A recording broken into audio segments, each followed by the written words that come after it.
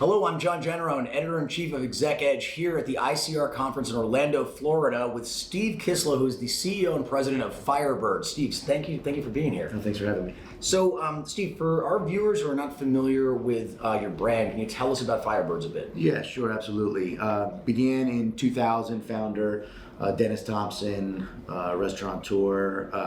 Dennis was looking for a restaurant to create something that was kind of in the middle of that casual dining and fine dining, so let's call it polished, where you're offering an incredible value, but still all the quality and some of the idiosyncrasies of fine dining, but yet in a more relaxed environment. Currently, 59 restaurants. We'll open our 60th restaurant at the end of February.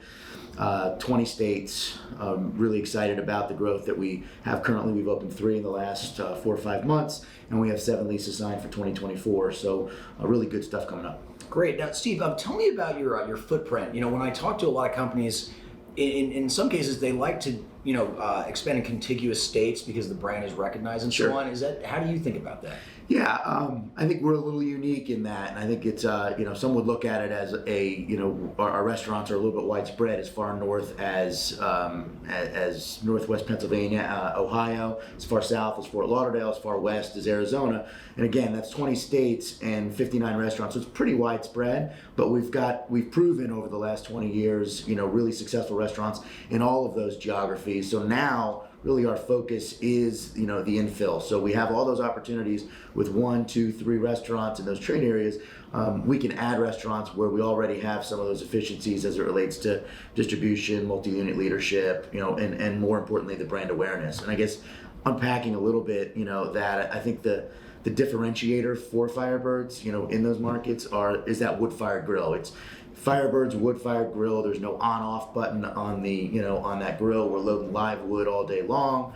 All that food that's coming off that grill really takes on that smoke flavor, and I think fire overall really kind of invokes the senses and invites a gathering of people. So it's pretty special for us. You're making me hungry here, Steve. I'm just thinking out loud here. We're in Florida. I moved down here 6 years ago from New York. Have you followed this migration that's happened since COVID, when people left California, went to Florida, and so on? Is that something that's on your mind?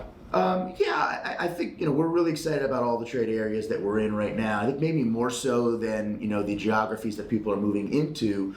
Suburbs, which is where most of our restaurants are located. We're not really an urban concept. We're out in the suburbs, wherever we are. And I think so what's happened through COVID, where a lot of people, really began to work from home more often, and that has stuck around, and I don't think is going anywhere. I think this 3 to 4 day at work, 1 to 2 day at home has really helped us, particularly, the lunch day part. We're seeing people enjoying lunch and then going back to work, but they're eating where they're working, and they're working more at home now, which has really benefited us. Gotcha. Something that's come up at the conference here, talking to a lot of people about, meat alternatives, be it, plant-based or whatever. Are you guys into that, or are you focused more on just, traditional meat? Yeah, we have a meat alternative on the menu with Impossible as our partner as it relates to that.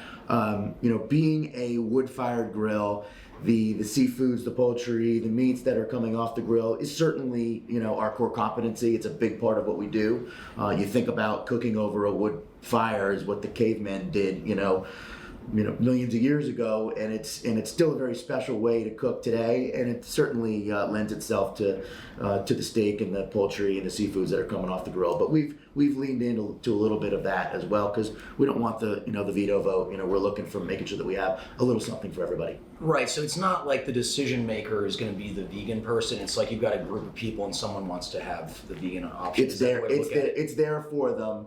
I wouldn't say it is, up front and forward on our menu. Gotcha. Makes sense. So you have a new financial sponsor. Can you tell us about that? We do. Midway or so through 2023, our financial sponsor now is Garnett Station Partners. They've been outstanding thus far. Really have added value through supporting us, through accelerating growth, and really putting together a world-class board, with advisors that have specialty and expertise in real estate, commodities, and just giving us what we need from a support standpoint. We're thrilled to be with GSP. Gotcha. So tell us about 2024. Second week of the year here. Yep. You're growing very quickly. What are you most excited about this year? Yeah, I think I think finally all the mud in the water is in the rearview mirror. For all of us, I think that's what's most exciting, and the seasonalities and the normalcy is back, so we can look at that calendar and understand what's to come, and not be as concerned about what we're up against. Is it different this year? What's different last year? I think the most exciting part, we have a leadership team in place that is excellent. A really good blend of tenured executives that have been with the company and founder selected over 20 years, and some new, really fresh eyes as well. We're excited about our new CFO, Karen Prince, industry veteran. We've got the leadership team that we need to have this accelerated growth that I alluded to. And I think 2024 opening 7 restaurants. We have 6 to 8 restaurants in the pipeline for 2025. I think the most exciting thing for anyone leading a brand is to be able to bring new restaurants to new markets, and see people excited about the brand the way we are. And we're as excited as a leadership team today about our 60th restaurant next month as we were number 6 20 years ago. Well, I hope you bring one near me in West Palm Beach, Steve. Get there soon. More than a couple. I think we've interviewed 3 or 4 companies that are in the tech space. So offering point of sale solutions and stuff that's much deeper than that. How do you look at all this restaurant tech stuff? If I can just say this, Steve, as a personal anecdote, I get frustrated sometimes with these things because I don't want to have to punch in my credit card number. If there's someone, I'm at the airport, I want to get a beer. Why am I doing this if I can just talk to someone? So is it a generational thing? No, Is that my problem? It's a great point. Firebirds is an experiential brand. We're a polished brand, and it is about people. There was a time where QR codes, were a must because of COVID, and a lot of folks, depending on the space, never went back to a paper menu. I think there's a cost saving there. I think there's a lot of conversations around it. Picking up a menu, reading it, and interacting with that menu, interacting with your food server, that's part of the experience. I think that's part of hospitality. Having to hold that computer when you're trying to pay, and it just feels like somebody's creeping over your shoulder and looking at gratuity. It's not part of the process for us, and Good. Until it's legislated, it won't be. But I do think there's a place to embrace technology in our space. I think anywhere where it can be, it can improve the guest experience, whether it be from a convenience standpoint. But when it becomes people with their head buried in an iPad and it eliminates really that true hospitality, I think where there's a problem. It shouldn't be tech for tech's sake. The technology you have, you really have to understand how to make it dance and how to use it in your favor so that it impacts the guest experience in a special way. Steve, this might seem like a funny comparison, but I was talking to the CEO of Neiman Marcus Group, and I was asking him, how do you choose your sales representatives? And I guess in your case, the analog would be the managers. Do you? You got dozens of restaurants, but have you met a lot of these folks personally? How close are you to that? It all begins with the general manager at each location, right? Those unit level managers. We can talk about middle management. We can talk about senior executives and creating strategy, but the people that are executing that strategy is really where the magic is. So making sure you have great general managers and executive chefs in the units are really important, and we as a leadership team play a big part in that. Great. So we talked about 2024, 2025. You're adding 6 or 8 a year. Is that the pace that you expect to keep growing at? Let's just go a little further into the future for me. Sure. I mean, as a growth company, we want to grow responsibly. I think 15 restaurants a year is probably too much.